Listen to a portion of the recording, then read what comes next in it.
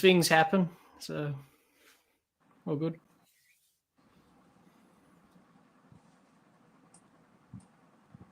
Hi everyone, welcome back to the Sports Breakdown once again. So this is Pawan here, and we have Jack from the Dibbly Dobbly Podcast, and we are going to do the Pakistan versus Australia first and second Test match. So it's going to be.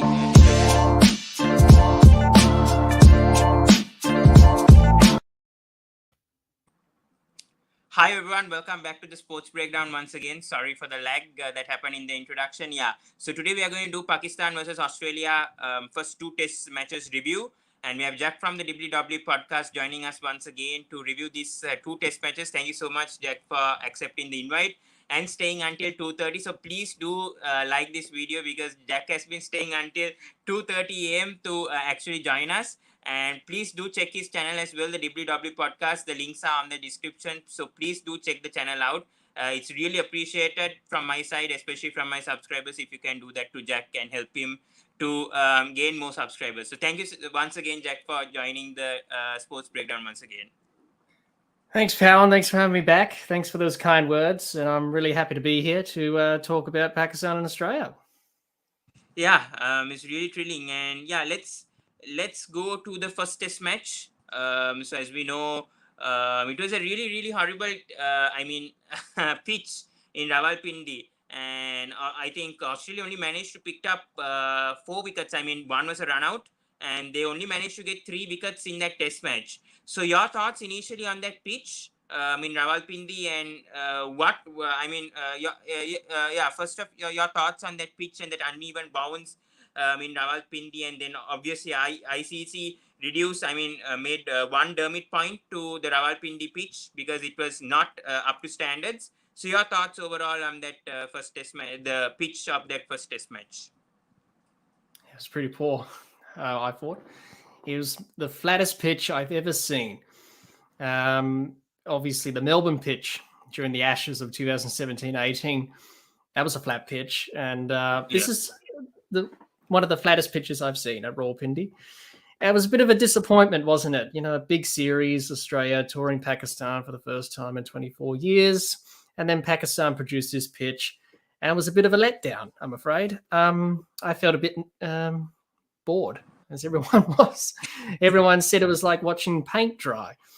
400 runs being scored by both teams. And only 4 wickets being taken by Australia, as you mentioned. One of them was a run out. That was Marnus Labuschagne running out BABAR Azam. That was the only way you were going to get out a batsman was to run them out. It was very horrible. It's not good for cricket. It's not a good look, I must say. All we want to see, and the players, all they want is a good contest between the bat and the ball. And I was quite surprised when the ICC gave it a below average rating. I thought it would incur a poor rating. The ICC have standards and they should maintain them.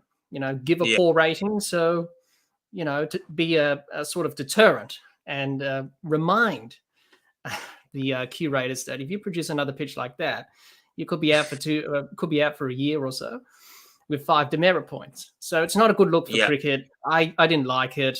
You're going to see them every now and again, but not all the time.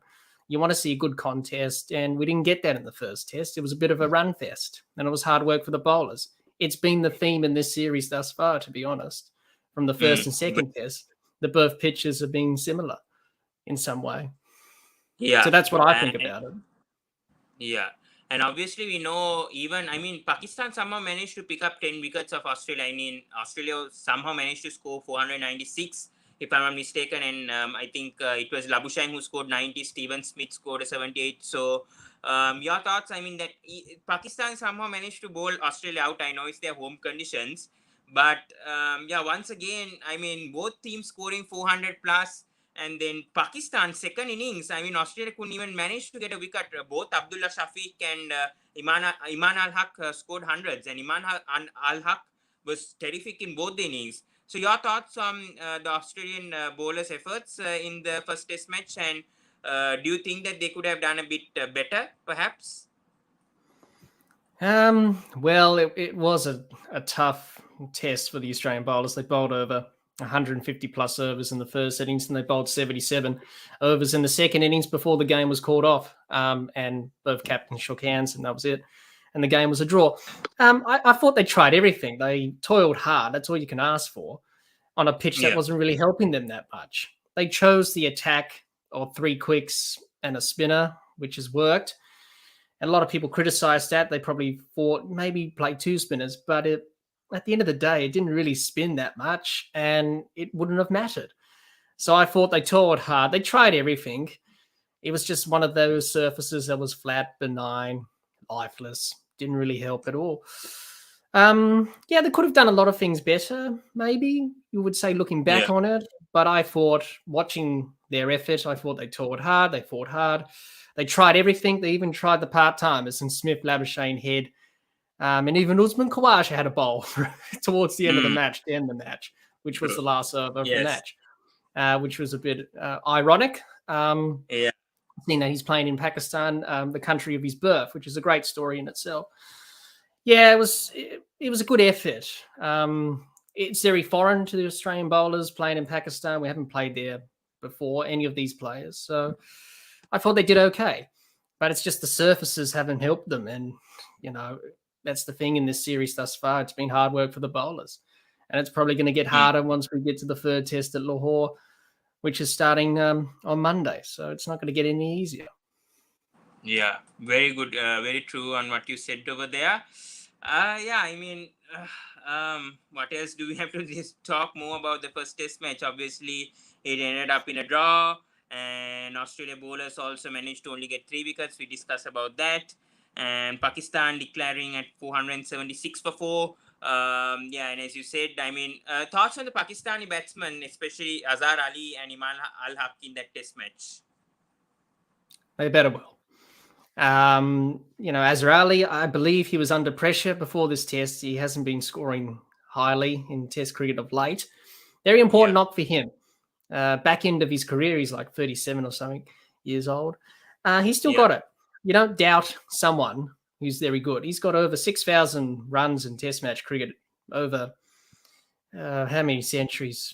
Can't remember off the top of my head, but it's a lot for Pakistan. So you don't doubt a veteran of his caliber. And he batted well. He batted with great patience. He was very watchful, and he was very responsible in the way he batted. Same with Iman al-Haq. I thought he was pretty good for his 157 in the first innings, and then he backed it up in the second innings where he got his century.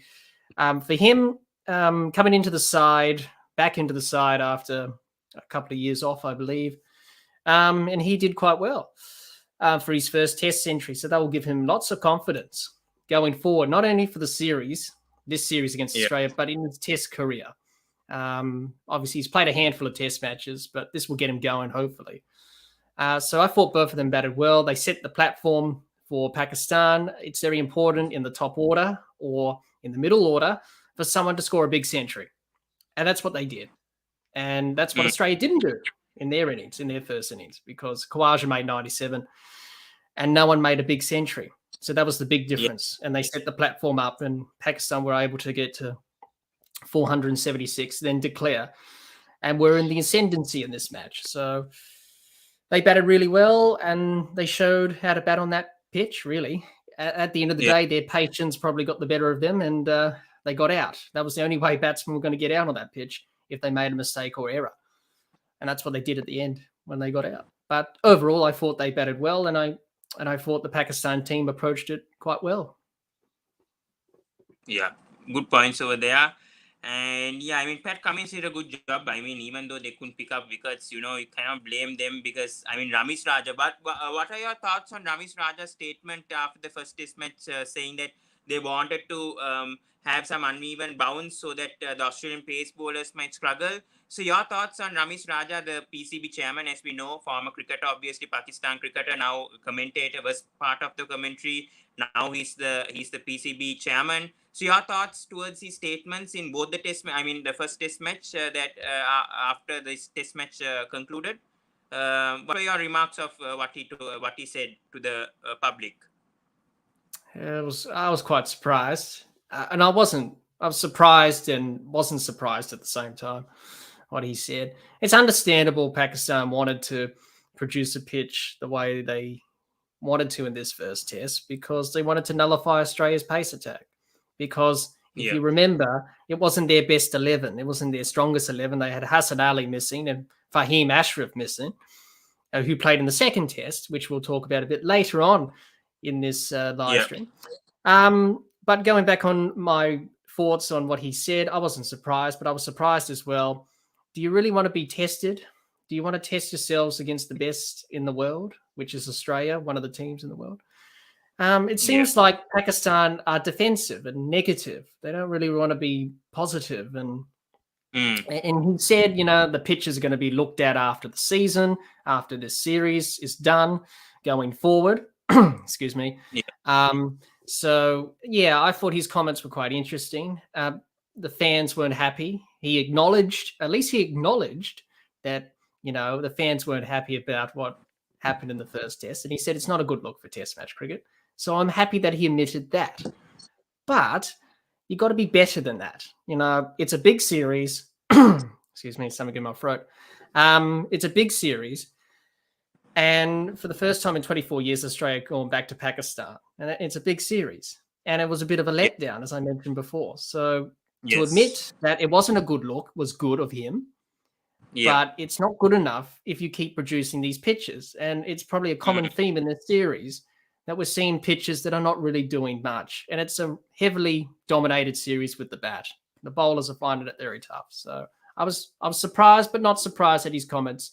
And hopefully, if Pakistan want cricket to return on a regular basis to Pakistan and they want teams touring, they've got to prepare better pitches. And the ICC have to, make sure across the board that we have good pitches, that have a good contest between bat and ball. That's all we want as cricket fans and as the players as well. They just want a good contest. And we didn't get that in the first test, and that was a big disappointment. So he's got to do better as the chairman of the PCB. And when they do this review of the pitches, they got to be, better at that. So it'll be interesting to see what they do. But disappointed, and hopefully it gets resolved and hopefully improves. Yeah, very true. Sportbit here says a comment. Don't you think this Pakistan team is actually one of the best teams currently? And do you agree with this currently? I mean, the test team, do you think like they are in the top amongst, Australia, India, New Zealand? Do you see that with the Pakistan team right now, especially in overseas? I mean, we know home teams generally do well when they do. And I'm surprised that Pakistan haven't even won this, at least one match out of the two in this test series. They managed to draw and they nearly lost to Australia in the second test match. So this is a huge test that is being tested by Pakistan right now. But your thoughts on this comment? Well, I know where Australia stands. Well, that's a different question in itself. But with Pakistan, are they a good team? I think they're an okay team. They've got some players who have done very well in their careers in Test cricket. They've gone through a lot of changes. Mickey Arthur was coach, and then he left, and then they had Misbah al-Haq. He was coach, and now he's gone. I'm not sure who's the coach now of Pakistan. I know Sean Tate's the new bowling coach, and he just joined the team in the second test, which is great to see. Obviously, Sean Tate, tear away quick for Australia, and he'll be a good asset to have for Pakistan and their bowlers. But they're second in the WTC at the moment, which is good. That's not, well, we can sort of gauge a bit off that. The rankings, I don't know where they're ranked in Test match cricket. I think they're ranked mid-pack or maybe top of the list. I'm not sure from the top of my head. And the rankings are not a true reflection on a team's performances anyway. Same with players. Because everyone plays different games and everyone's different abilities or whatever. But I think they're a good team who can get better. I don't think they're like up there with India. I don't think anyone's up there with India at the moment. They're number one. They should be number one in the world. I don't know why Australia's number one in the world. That's just my opinion. I don't think we're number one yet. We're a good team, but we're not a great team.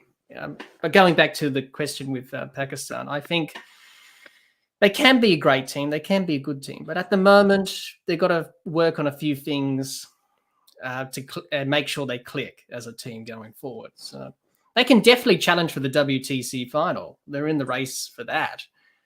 So, but it's how they perform overseas, which will be the test. They can win at home. Well, they haven't won a test, as you said, here in this series thus far because of the conditions and the pitches. But if they can win overseas, then they can become a good team. But that will be the biggest test for them going forward. Yeah. So we spoke about the first test match. Let's go to the second test match. And it was held in Karachi. Much better test match. It was a thriller, actually, especially in the day 5. And your thoughts? Finally, Mitchell Swepson finally gets his debut. And good to see 2 spinners. I mean, Nathan Lyon, Mitchell Swepson getting a chance. So your thoughts on Mitchell Swepson getting his debut match? And how do you think he actually performed on his debut? Well, I was very happy that Australia selected him because he's been knocking down the door for quite some time. For a few years now, he's been around the squad. But for him, it must have been frustrated not to get selected and picked, obviously, because, well, he was always going to get a go in the subcontinent because, you know, we don't need another spinner because Nathan Lyon can just do it by himself for many years. With him, people have judged him about his performance in this test because of his second innings figures of none for 150 odd. When you bowl over 53 overs, of course you're going to concede over 150 runs. I thought he did okay. I think people have judged him too harshly, personally. It's his first test. Give him a break, you know. He's come in, he's under pressure. People expected him to do great things. You know, the greatest leg spinner of them all, the guy who's behind me on the poster, Shane Warne. He started his career with figures of 1 for 150 odd against India. Look what happened to him. He became the greatest leg spinner that ever played. And for Mitchell Swepson, I believe it's the 3rd worst figures on debut by anyone in Test cricket, which isn't a great stat to have as a player. But throughout his spells and throughout his performance across the 2 innings, I thought he bowled some really good deliveries that turned and challenged the batsman. There was some full tosses, long hops and half trackers in there, but, you know, we should forgive him for that because leg spinners usually bowl those type of deliveries anyway. Because bowling out of the back of your hand, I should say, is quite a helpless craft when you think about it. It's quite hard to do that over and over again and try to land it on a spot. So he did quite well. But people have judged him too harshly, I believe. You know, give him some time. It's his first test. Let's see what he can do at Lahore next week because he will definitely play there. Let's see what he can do in Sri Lanka and India when Australia go there. But I thought he's just been judged too harshly. Yeah. He bowled some good deliveries. He got 2 wickets. At least he got 2 wickets in the first innings. The second innings, he was hit around a bit and he bowled a few loose deliveries. But, you know, give him some time. It's his first test. There's a lot of potential there, but there's also a lot of areas to work on. So I was very happy with how he went about things, and he will learn from this experience going forward. And as a cricketer, you want to look to get better and improve. And he'll definitely look back and review it and move on and hopefully can grow and develop as a leg spinner because he's got some potential. You know, he could play for Australia for a very long time, but we just can't judge him harshly after 1 test, I don't think. And Australia should pick him for the next test. If you drop him, that will dent his confidence. You don't want to do that. So I think people need to be patient. You know, we expect players to perform from the word go when they debut. As I mentioned before, Shane Warne had figures of 1 for 150 odd against India. Don Bradman had low scores in his first test. Got dropped, came back, scored centuries. It's the same with Mitchell Swepson's case. You know, he'll come back stronger and better, hopefully. Yeah. Yes. Yeah, very valid points. And we brought in Nitish. He's come after a long time. Your thoughts also on this second test match? Hello, First Nitish, of all, your thoughts. Your thoughts. Hi, Pawan. Are you getting my voice? First of all, tell me.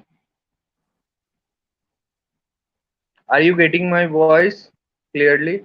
I think there is poor signals. I think especially when 3 people join, I think there could be an issue. That's why I think the voice could be having a delay. Okay. I'll join later. Don't worry.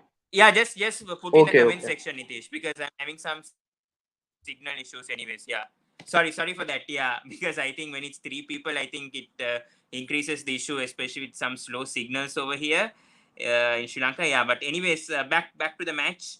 And yeah, we were talking about Mitchell Swepson, and now we have to talk about the first innings of Australia, because I mean they scored what a test match for Usman Khawaja. I mean, scored a 160, and they scored a magnificent 556 for 9, declared after 189 overs.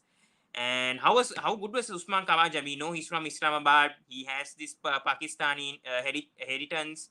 So your thoughts on Usman Khawaja? And yeah, I mean, how brilliant was he in the second test match? Top class. Usman, I like Usman Khawaja. You know, he's one of my favorite players to watch. You can just sit back and just watch him. He makes it look so easy. It's not, I can tell you that. But he's just on cruise control. You know, I mentioned this when I did my review today recently, is that he puts his batting into first gear and he switches on the cruise control and he says, I'm just going to bat like this for the whole innings and not go up through the gears like batsmen do in their innings. He was just so calm, relaxed. And for him to score a century in Pakistan is a brilliant story. He will remember that for a long time. Yeah, you know, I don't know why we left him out. Do you think Usman Khawaja has settled in that playing 11? Do you think he can't be dropped anymore after his performances in the Ashes and in the first test? Do you think he can be dropped right now after how he's performing? No. Nope. Yeah, don't drop him. No, he's not going to be dropped. He's going to play for a very long time for Australia in this side. You know, with him and Warner at the top of the order, Australia are safe.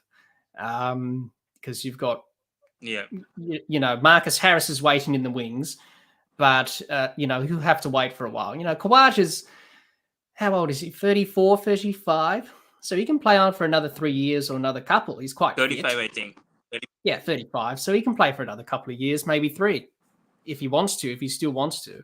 Yeah, as you said, will he be dropped? No, I don't think so, because he's in excellent form. You know, why drop someone who's just scored back-to-back centuries in the Ashes in Sydney? And then obviously he missed out in the next test in Hobart, but that was on a green top and ball was doing a bit day-night test. And then he comes here to Pakistan, gets 97 in the first innings. I really felt for him when he played that reverse sweep, and I was just saying, no, don't play the reverse sweep. Bit of glove and caught at short leg or silly point.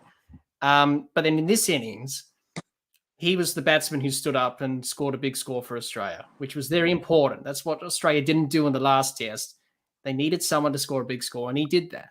He just made it look so easy on a pitch that wasn't really difficult for batting, as we've seen, even though it had a few cracks and some rough and the ball kept low at times. And it's still pretty good for batting. He made the most of it. And, you know, he's just a class player. And I don't know why we left him out of the Australian side for those years, since the Ashes, when he got dropped from the team in 2019 during the Ashes. And even before that, you know, that century he scored against Pakistan in the UAE when he got that 140, what was it, 140 odd or something in that test that Australia drew against Pakistan. Yeah. You know, it just shows how good of a player he is. He can play these big knocks.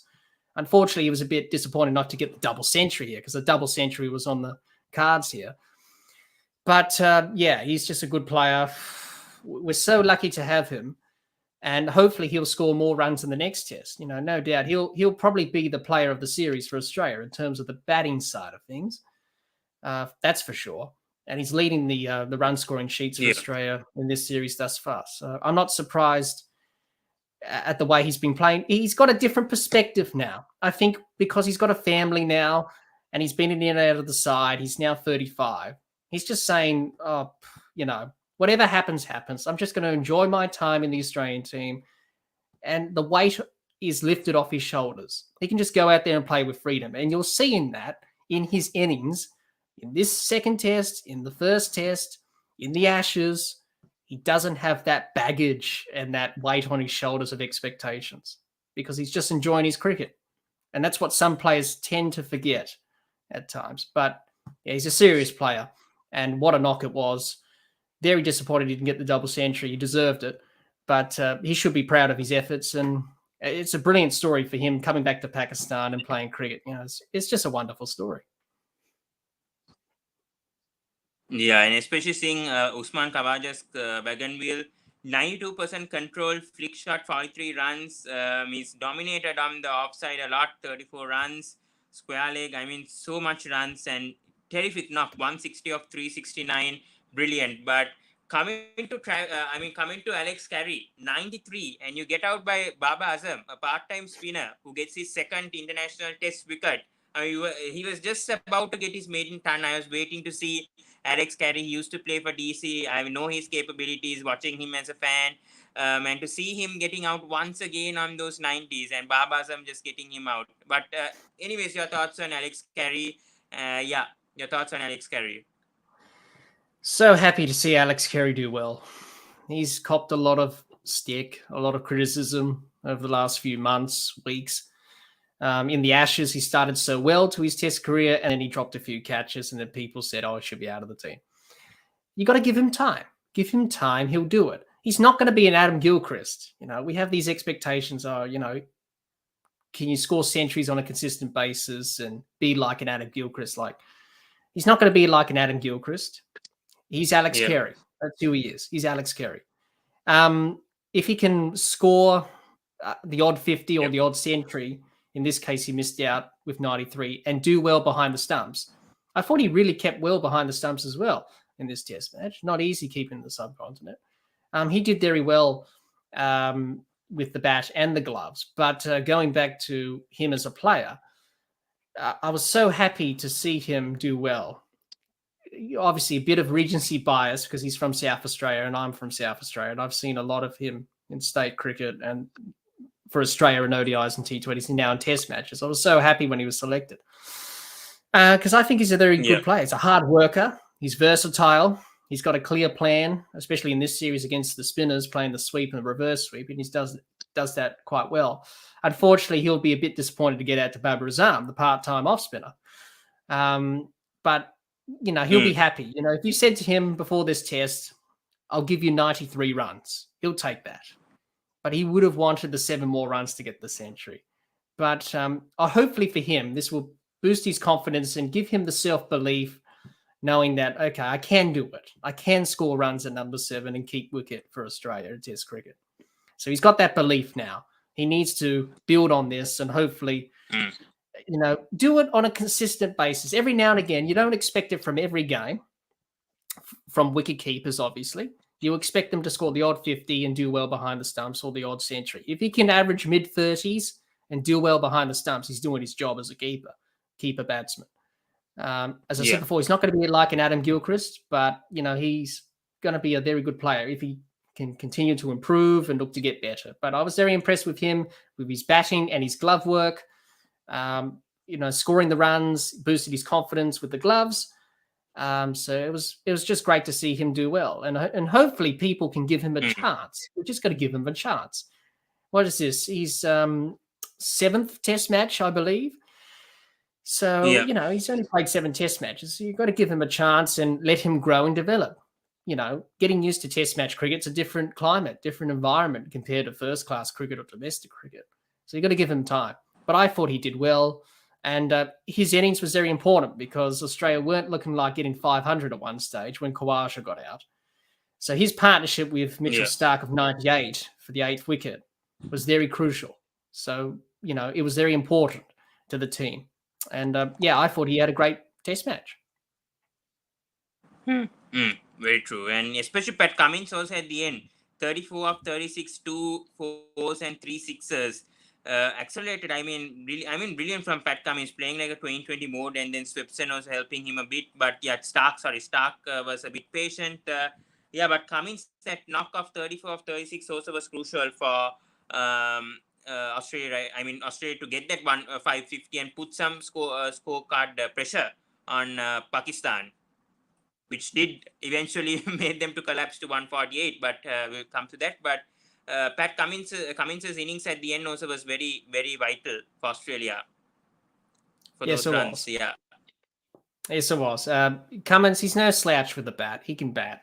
He's got a Test 50 against India in 2018-19 during that India series when they won their first Test series in Australia. So he can definitely bat, and the pitch was pretty good for batting still. It wasn't difficult. So Australia can bat from 1 to 11 with their even Nathan Lyon. You forgot about his partnership with KHAWAJA as night watchman. That was pretty crucial as well. He made a quick 38. But going back to Pat Cummins, yeah, he was good. And I thought he's copping a bit after this Test match as captain because they lost. Well, not lost. They drew the match. They should have won. And we'll talk about that a bit later on, I'm guessing, with the follow-on and all that, etc. But, yeah, he did a very good job. Scoring runs with Mitchell Swepson, which is good. Good late order partnership there to get Australia to 550 and put them in a good position. So I thought he did quite well. Rohan here says a good statement which will come back later, but we'll still answer it for him. Yeah, Sydney, Brisbane and now Karachi. If the Australian bowlers not able to finish the job, what is the issue? That's a good question. I don't know. I don't know. There could be a list of factors in that.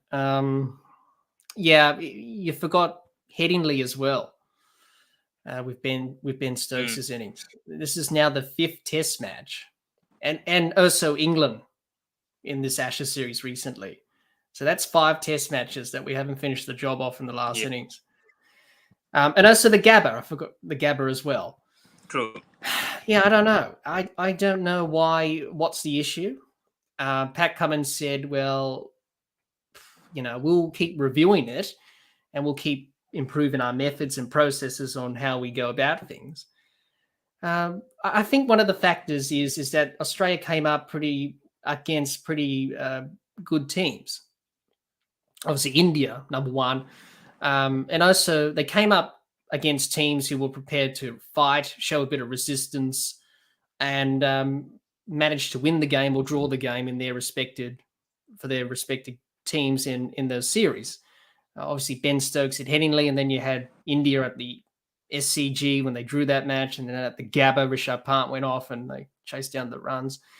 And then obviously, in the Ashes with Broad and Anderson holding on for a draw, they couldn't finish that off. That was a different story because of the bad light, and if they bowled the quicks, they would have wrapped it up. So you got to consider in the factors as well that played in all those matches. Even this one, the pitch was still pretty good for batting. It didn't really break up as much as we expected. And I heard the commentators say that here in Karachi, it's not really bad to bat on in the last day. And looking at the run chases from teams who've batted last at Karachi, they haven't been bowled out. Some of them haven't been bowled out completely. They've lost like 2 or 3 or 4 wickets in successful run chases. So it shows you that it's still pretty good for batting. So yeah, it's a list of factors and a list of different scenarios of the matches as well. The pressure, the bowlers getting tired. Australia bowled over 171 overs in this match in the last innings, so that's a factor. And also they bowled over 150 odd overs and 77 overs in the first Test. So it's a list of factors. I can't put my finger on it, but it's definitely a problem that they need to fix quickly, because if you're bowling last, you need to be able to take 10 wickets to win a Test match. Otherwise, you're not going to win. And Australia dropped opportunities as well. We forgot about that. Some opportunities they dropped and missed, like Ben Stokes at Headingley, for example. He was dropped. And then they burnt that review of Jack Leach that pitched outside leg. Then the run out. And then the review, the non-review of the LBW, because they ran out of reviews. In this match, they had 2 umpires' calls for LBWs, Babar Azam and Mahabir Rizwan.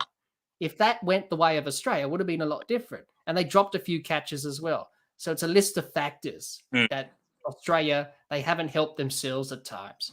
And it could be down to tactics and bowling changes as well, as we saw in this match. So, yeah, to finish off on that point, I can't put my finger on it, but I hope Australia fix it and resolve it soon, because, we just got to get the job done.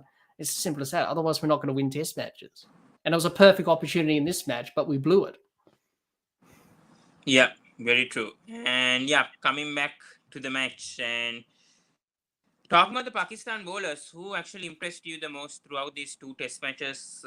I mean, obviously, Nauman Ali picked up 6 wickets, if I'm not mistaken, in the first test match.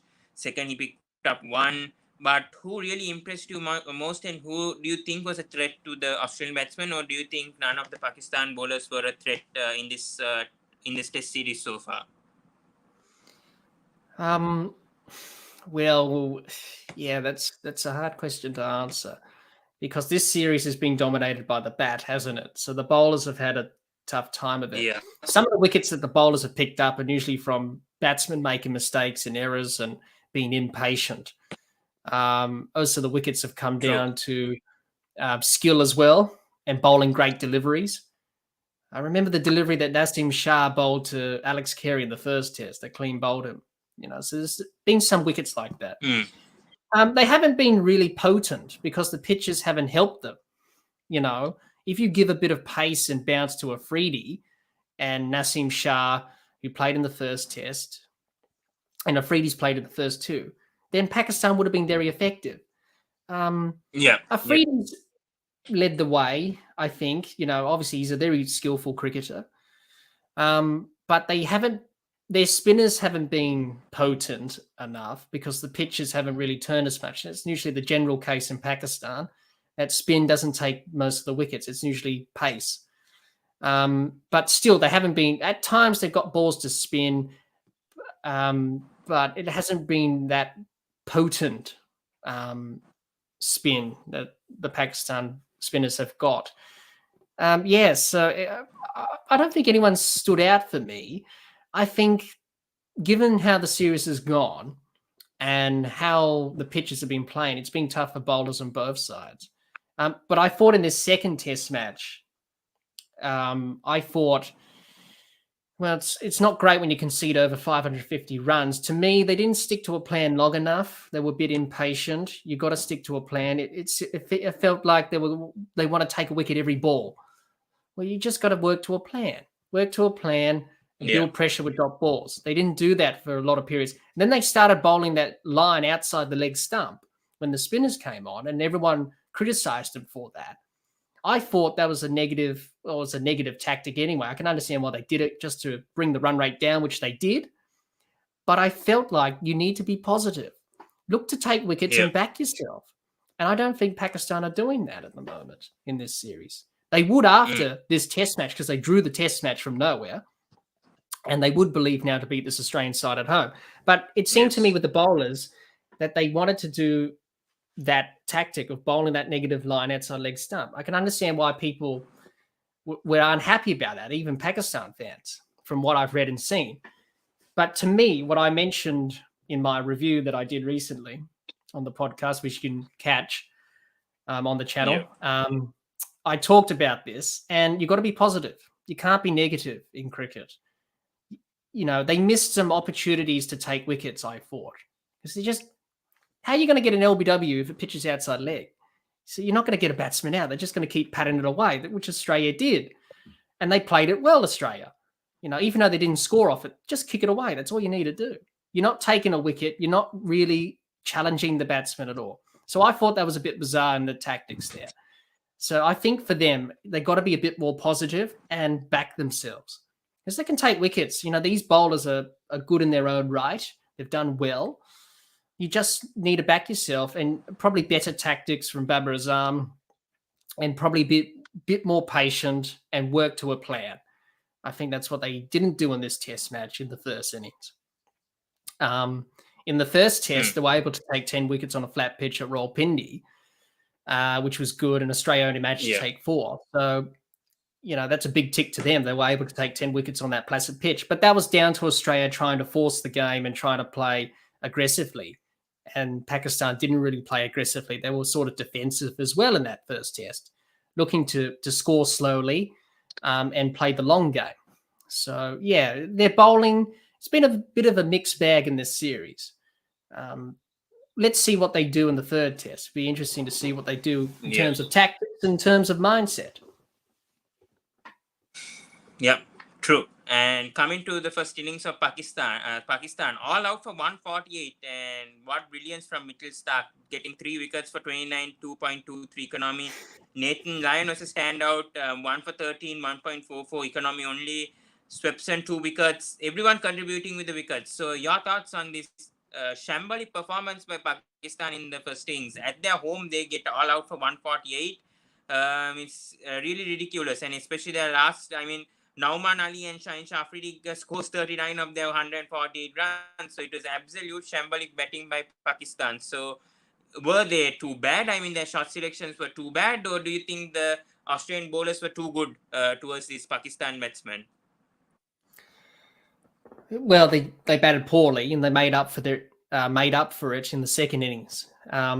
But in the first innings, they batted poorly. It was down to many factors. Number one, they were out in the field for over 150 overs. They're fatigued, tired. As a batsman, you lose concentration, and that was a factor. But also, Australia bowled really well. They bowled good lines and lengths. They were consistent. They were challenging the batsman every time, and the ball was reversing. Reverse swing was a big thing in the first innings for Australia, and Mitchell Starc was a handful. And it was great to see Mitchell Starc take wickets in this first innings. He's got 3, nearly got a hat trick. But yeah, they didn't handle the reverse swing all that well at pace. If you're bowling reverse swing at pace, when you got Cummins, Green, and Starc, you can bowl over 140 clicks. And the ball's reversing, and they got it to reverse like in the 21st over or something. It's going to be a handful. So yeah, looking back on that, their innings, some of their shots were poor, but also fatigue, being out in the field for nearly 3 days. And, down to the Australian bowlers just bowling well, and they were able to get the job done, and Pakistan weren't able to combat the reverse swing and the way the Australian bowlers were utilising that. But the biggest question for me in this test match, and I'm still wondering over this for like 2 days. I don't know whether it's back in 2001 that Australia actually went back to those memories, but why did they go for a second innings to bat? Because I understand. Pakistan, obviously they were on the field and maybe they could struggle in the second innings. I do get what Pat Cummins was thinking, but still, when they had like a 416 run lead or something around 410. Why would they why would Australia themselves want to go and bat themselves? They had a perfect chance to even win this match. They could have even declared after scoring 10 runs or 20 runs, but they scored 97 runs to declare. At least if they scored 10 runs, it would have been enough, but it doesn't make sense. But still, why do you think Australia didn't go for a follow-on straight away after bowling them out for 148? Because it's like a question mark, because we don't see this happening in test match often. Once you get like a 400 run lead, to bat second again, go and bat in the second innings without enforcing that follow on. Yes, there's been a lot of criticism to Pat Cummins for this decision. I understand what you're saying there, your points that you've made. They're very valid points. Where do I start? It would have been easy for anyone, just for us sitting back, not being at the ground, just to say, oh, Pat, you might as well enforce the follow-on, mate, because you're 408 in front and you bowled them out for 148. I mentioned this in my review, and if you listen to it, I've made some good points. But you got to look at it in a different way, okay? There's many factors and many hypotheticals, okay? What ifs, all this stuff. And as a captain, you've got to weigh those up. Australia don't enforce the follow-on because you mentioned Kolkata 2001, and just the other day it was the anniversary of that test match. And I mentioned that in my review. Steve Waugh said, we'll send them back in. Look what happened. Dravid and Laxman made big centuries and Australia lost the match because they asked to follow on. That's the risk that you take with the follow-on, is that if the side bats better than they did in the first innings, which Pakistan did in this match, okay, then Australia didn't want to bat last in this match, chasing a low target, even though the pitch was still good for batting. You don't want to chase a low score. So that was the reasoning behind that. Also, going back even further from 2001, Headingley 1981, where Ian Bertham scored that century when Australia asked England to follow on. He got 140 odd, and England said Australia 120 odd to win or something like that. They got bowled out cheaply, and Bob Willis, the late Bob Willis, got 8 wickets. So that's the risk you have with a follow-on, because what people need to realize, we jump to conclusions and we judge things straight away, and we don't weigh up the facts and the points and the different types of scenarios. It's not straightforward just to say, oh, we're going to send them back in. You've got to factor in that the workload of the Australian bowlers, for a start, in this series, right? And a lot of people say, oh, you just bowled them out for 50-odd overs. It's like a one-day match. Yes, true. Yeah. But you got to think about what they did in the last test. They bowled over 150-odd overs. It's, a lot of overs. And even in the second innings of this match, they bowled 171.4 overs. So you got to factor in the workload. And that's what Cummins said after the game. I was thinking about the next test as well. There's still one more test to play after this. And the pitch was still pretty good for batting. If anyone watched the game, throughout the whole match, it was still pretty good for batting. It did not break up. It didn't misbehave a lot. A few deliveries kept low, spun. There was some rough cracks. Some balls hit the cracks on the odd occasion. But it was still pretty good for batting. Now, let's say if he did enforce the follow-on, for example. So if Pakistan, he said, right, Pakistan, you're batting again. I've forced the follow-on. Just imagine that the way that Pakistan played in the last innings, they would have done that in the third innings as well. Because it's not guaranteed that you're going to bowl a side out cheaply like you did in the first innings. Because a side who got bowled out cheaply like Pakistan did, they learned from that. They learned from their mistakes, and they were able to bat better in the second innings. So it's not as simple as, we're just going to knock them out cheaply again. It doesn't happen like that in cricket. It's always tough to back up the performance again. You've got to factor in that Australia got the ball to reverse quite a lot in the first innings. In the second innings, it didn't do much. It only did a little bit. And that was Australia's biggest weapon, biggest asset, the reverse swing at pace. That's why they got Pakistan out for 148. It didn't happen in the second innings. And also, if they enforced the follow-on anyway, they would have bowled like 9 sessions straight. So you don't want to do that. So I can understand people's opinions, and everyone's entitled to their opinion. But the way I see it is that you've got to factor in the facts and the hypotheticals and all this. I think India, in the first test match against Sri Lanka, sorry, Pal, to mention this, but they enforced the follow-on. That's fine. Yeah. They enforced the follow-on, and they were able to do that because they said, let's just do it. Because, India at home, they're pretty strong. And Sri Lanka are not a strong team at the moment. So they just felt, we'll just enforce it, see how we go. And they were able to win. So different teams have different mindsets as well. But it's usually the safer option to bat again, because you want to give your bowlers a rest, and you want to make sure that you set a target that's unreachable. And for Australia, it was like 506 that they set in this match. 6. So Pakistan weren't going to get them. At one stage, it looked like they were going to get them, but they didn't in the end. So there's a lot of factors to consider when you're enforcing a follow-on. It's not as simple as you may think. I was quite surprised that he didn't declare overnight. He should have declared overnight. And you have more time to bowl to them on day 4. Because we already had like over 500 runs. What was the point of batting on the next day? You're just wasting time. I was surprised at that tactic. He should have declared overnight. I could understand him batting to stumps on day 3. I thought that was a sensible move.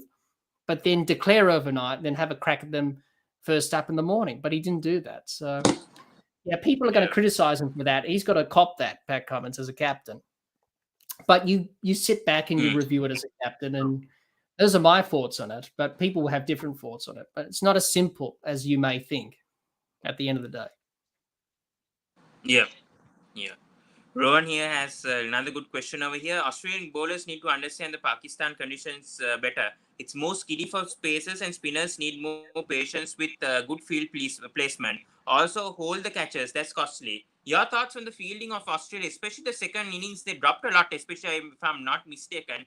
KHAWAJA dropped, I think it was Rizwan, right? If I'm not mistaken, Yes, at yes, it 93 was. or something in the 90s. I think he dropped. Yeah. It was KHAWAJA who dropped Rizwan. So, I mean, I understand they were in the field for like 100 overs, but these catches could cost you games. And if they got that wicket, they could have even got so close to winning that match if Rizwan wasn't there as a resistance or defending those last few overs. So, your thoughts on what Rohan has commented right now? He's made a good point there. As the old cliche goes, in cricket, catches win matches. Simple as that. And Australia didn't hold on to their chances. They had some half chances as well. It didn't help when Steve Smith dropped Shafiq early on in his innings. He went on to make 96 and a big partnership with BABAR of over 228 runs. That was costly, but he finally held on to him in the second innings, which was good. And then they had some half chances in terms of Mitchell Swepson when he was bowling to BABAR Azam. Travis Head and Marnus Labuschagne up close had a few chances that they dropped down low. They were tough. They came off the bat quite quick and fast. And when you're down low, it's more, you got less time to react. So those were difficult chances, but manageable. You could take them if you were good enough. The one with KHAWAJA, the one thing that people need to pick up on, he wouldn't have dropped that catch. And the reason why, and as I think everyone knows Adam Collins, who does the Final Word podcast with Jeff Lemon. I watched his podcast after the day's play. Yeah. And he mentioned this and no one else mentioned it. What did KHAWAJA have on his head when he was fielding at cover, when he dropped that catch? Can anyone tell me what he had on? What did he have? I don't think I watched that part, so I'm not the right person. Well, I think everyone would know. He had his helmet on. If he didn't have his helmet on, he would have caught that ball. Because when you have a helmet on, it's hard to catch a cricket ball because you can't see it because of the grill and the visor. So if he didn't have his helmet on, he would have caught that ball. Simple as that. It's a little thing. And Mitchell Swepson, teammates at Queensland, he dropped that catch, it was so frustrating. But yeah, you got to take those chances, and that's what cost Australia in the end. A lot of people focus on the follow-on, as we talked about before, but you got to really focus on the chances Australia dropped, and that's what cost them in the end. So yeah, you got to be better. But they were out in the field for a long time. It's hot. It's you're tired, you're fatigued, your mind wanders. Everyone drops a catch. You don't mean to do it. You don't mean to drop a catch. It just happens in the game of cricket. But, some catches are costly. And the one with Shafiq would have changed the course of this match if Smith caught it at that time, because he wouldn't have had that partnership with Azam of over 200 runs. It would have been a lot different. So, yeah. You got to take those chances. And unfortunately for Australia, they didn't do themselves any favors in this match. And it could have been a different story.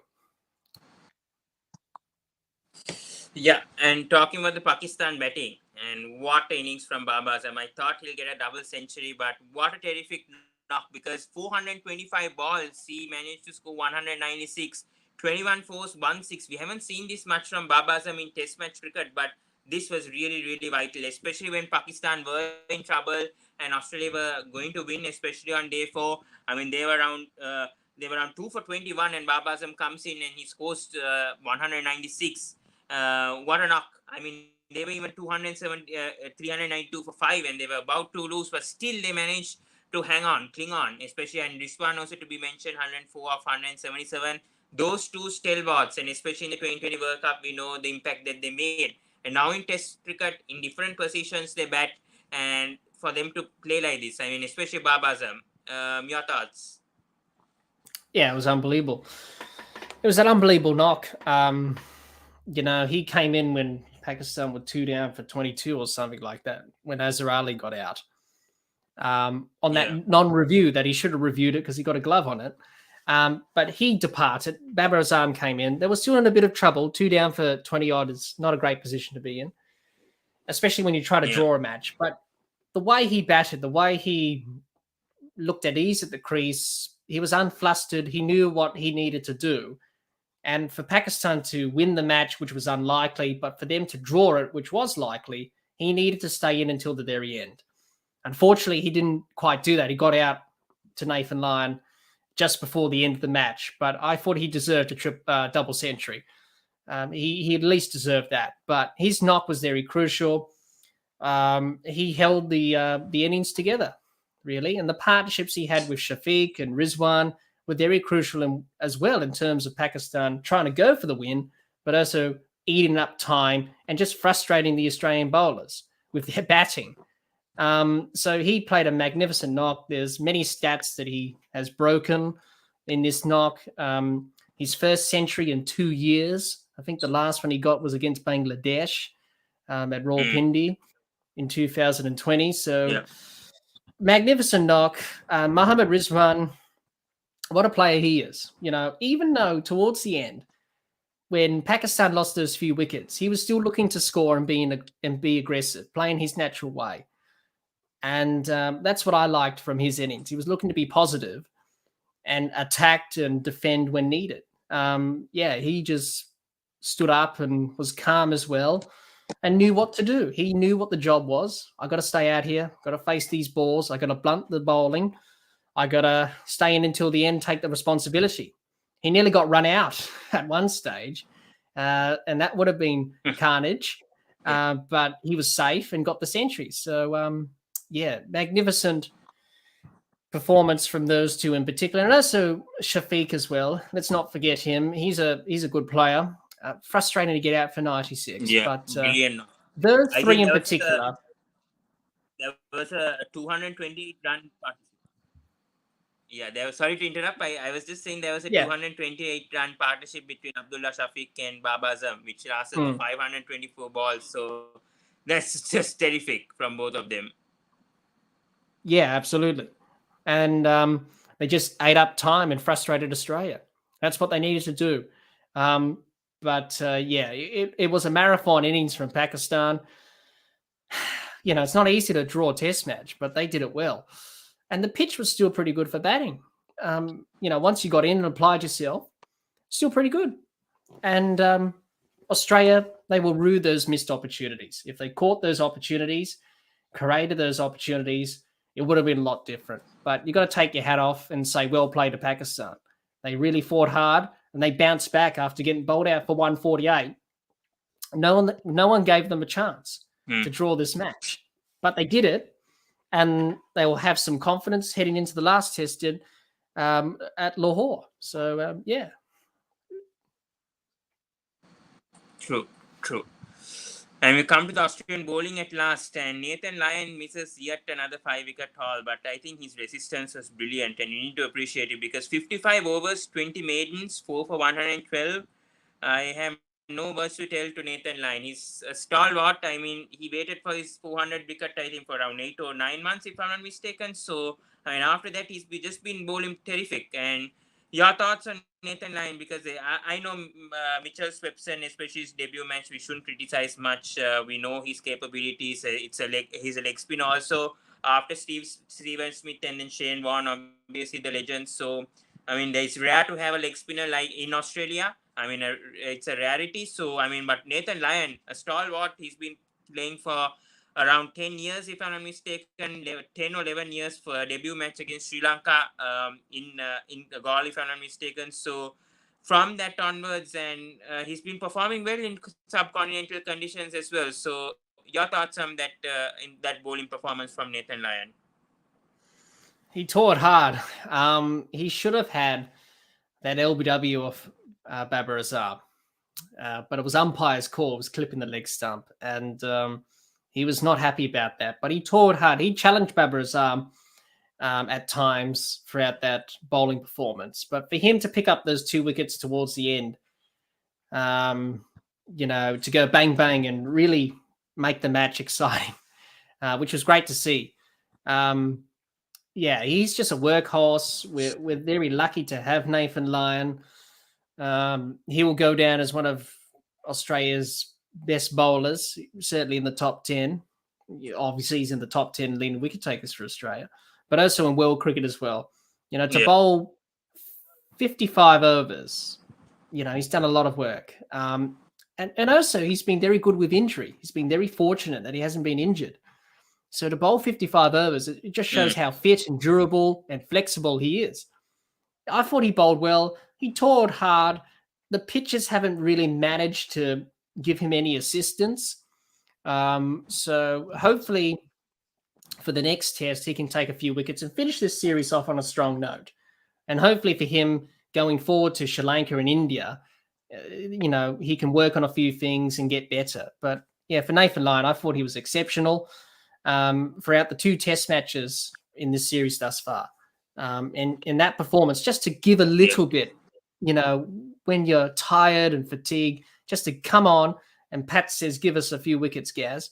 He does it, which is unbelievable. I was out of my seat when he took those wickets. It was very lucky to have him. And hopefully he can finish off the series strongly and hopefully get a fifer for his hard work. And that will certainly be a great reward for him and hopefully lead Australia to a victory if he can. True. And we need to come for this.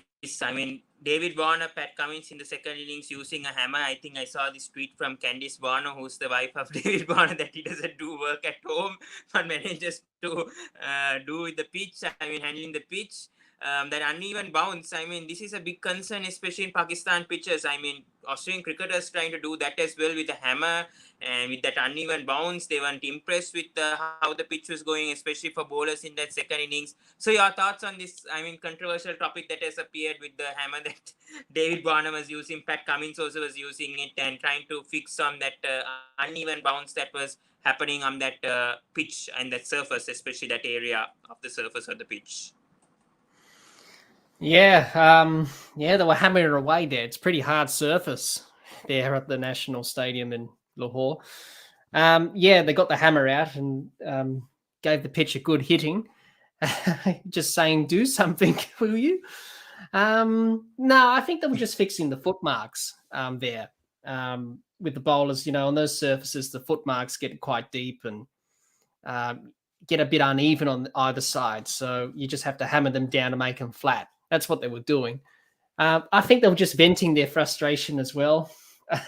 It's been hard work in the field for both teams and for Australia as well, toiling hard. But, Cummins and Warner, after they retire, they probably want to be builders or something or landscapers or whatever, doing a bit of woodwork. But, probably just venting their frustration and probably just fixing the foot marks from the bowlers. I mean, coming back to Jack, I mean, you wouldn't give Warner to do those things after that sandpaper investigation. I was surprised that they gave Warner to do that because, I mean, after all those controversial comments and everything what happened, and after 3 years, he's again back to his woodwork and back to his behavior. So I was a bit surprised that they gave that to Warner. It could have been either Pat Cummins or someone else, even a Labuschagne who would have done that. Yeah, probably. I forgot about that. Yeah, of course. What happened there in South Africa. Or maybe the groundsman couldn't go on the ground at the time, obviously with the protocols maybe. So the players had to do it themselves. Yeah. Which is another factor as well. So that's why they had to do it. So someone had to do it. And someone said, well, Davey, get the hammer. You got strong muscles. Help us tap the pitch down so we could fix the foot marks. But, as I said, probably just venting their frustration and taking it out on the pitch, which you need to do, let off a bit of steam. And it hasn't been easy for the bowlers in this series. But let's hope, for the sake of the series, we have a good test match at Lahore for the final test of the series. Any changes for Australia for the last pitch? And last test, we'll wrap things up very quickly. And do you expect a bit better for the Pacers, especially for the Australian fast bowlers in Lahore? Do you think it's going to be a batting-friendly pitch like the first and second test match? Do you see some changes, especially after both these matches have ended up in a draw and Pakistan would want to have a result, obviously? So do you think they'll make it seam-friendly or even spin-friendly? I don't know what the curators are going to do, but what do you think will happen in Lahore, especially the pitch? Because the pitch is the main concern, especially in the Pakistan grounds. So your thoughts? Yeah, it remains a mystery to see what we get for the third test. If it will be good for batting or spin, I hope we have a good contest. I think at Lahore, usually it's good for batting anyway. So I won't be surprised with the theme of this series that we'll see another pitch like the first two test matches, because that's how the series has gone thus far. I won't be surprised at all. And I think anyone won't be surprised at that. You mentioned about changes for Australia. I did read and I did mention that before. Sorry, we'll take Krishna's comment. Yep, He says, no worries. Thoughts on third test match, whether that pitch will also be spin friendly or Hazelwood coming in place for Swepson, as you were talking about the changes, and I forgot to mention at that as well. And that will be our last question also. Yeah. Well, any changes? As I was saying, I did see that Andrew McDonald, the caretaker coach at the moment for Australia, did indicate that Mitchell Starc will play the next test.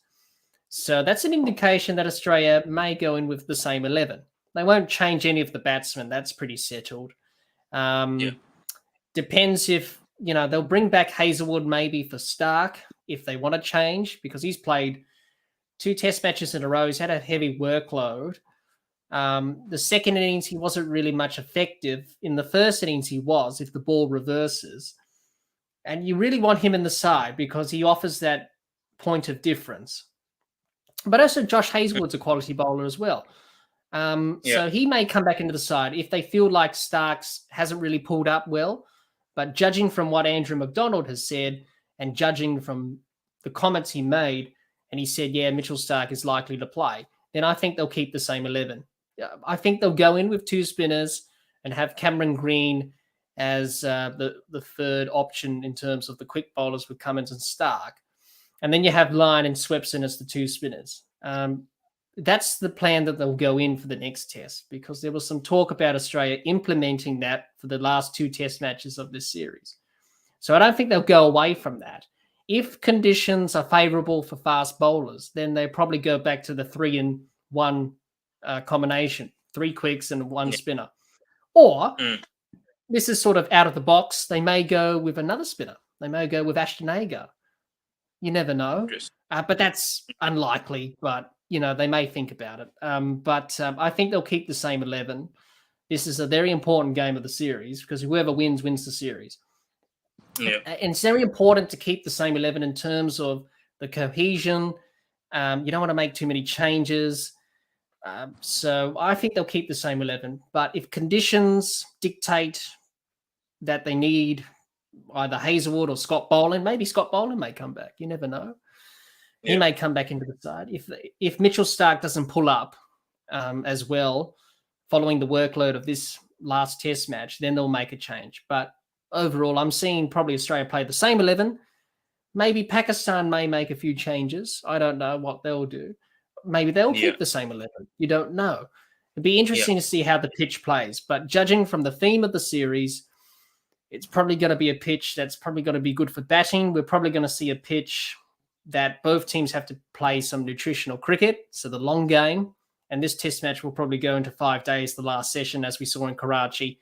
And I won't be surprised if it's another draw. Do you expect a result? Of the series. Do you expect a result, or do you think it's going to be another draw? As I said, as I said before, it's the theme of the series, isn't it? Draw, either result or draw. My cricketing brain is telling me, well, the pattern of the series, the theme of the series, it's going to be a draw because of the nature of the surfaces and, Pakistan's mindset towards this series that's been questioned, and especially what Ramiz Raja said about the pitches. But I hope my Australian supporter side is telling me, I hope Australia get the job done and hope we force a result. We nearly did in this match, but a few things let us down. I hope there's a result. For the sake of the series, I hope we see a good contest between the bat and the ball. That's just all we want to see. That's what I want to see. I'm sure every Australian and Pakistan supporter want to see it because I've seen and read that most people have switched off the series. They don't want to watch it. It's boring, they say, which is disappointing because of what happened after the first test and now the second test. And people say, it'll just probably be the same in the third test. I hope that's not the case. I hope we can force a result. Fingers crossed, but I won't be surprised if it's a draw. And I'll be happy if this series is a drawn series for Australia. I think that's a pass mark. I think to not lose a test is good. To win one is even better, but to draw the series, it's okay for Australia because we've got tours to Sri Lanka and India coming up, and we want to do well there, of course. And in this Pakistan series is sort of the start of that journey. So I won't be surprised if it's a draw. I won't be disappointed, but I hope Australia win. And I think everyone just wants to see a contest and wants to see a result. I think both Pakistan and Australia supporters and both teams just want to see a result. But yeah, it looks unlikely at this stage, I'm guessing. So we'll have to wait and see what happens.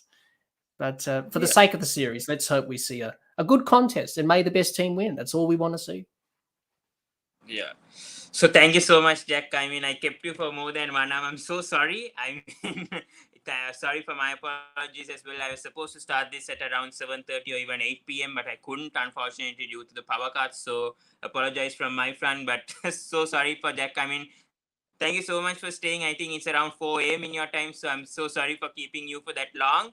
And I hope you have a good sleep after this, obviously. And yeah, thank you so much, Jack, for coming once again to the Sports Breakdown. It was a great discussion, reviewing both the test matches, first and second test matches, and hope that we can come back for in the third test, and hope there will be a result, because I mean, 2 drawn matches, and we expect the third one also maybe to be a draw, but we expect a result. Either if it's Australia or Pakistan, we just want a result, and we've not seen much drawn matches, so we would expect a result to happen. Hopefully Australia, with the way that they're performing, I think they deserve to at least win one match, but let's see how it goes. So thank you so much, guys. Please do subscribe to the Sports Breakdown. Please do subscribe to the Dibbly Dobbly Podcast, and please check their channel out on YouTube. And please listen to their podcast also going on Spotify, Apple, and Anchor FM. So thank you so much, Jack. And yes, thank you so much to everyone who's watching. Sorry from my end once again. I apologize for any inconvenience caused. And yes, that's it, guys. And thank you so much, guys. And see you in the next video, guys. And see you. Have a good night.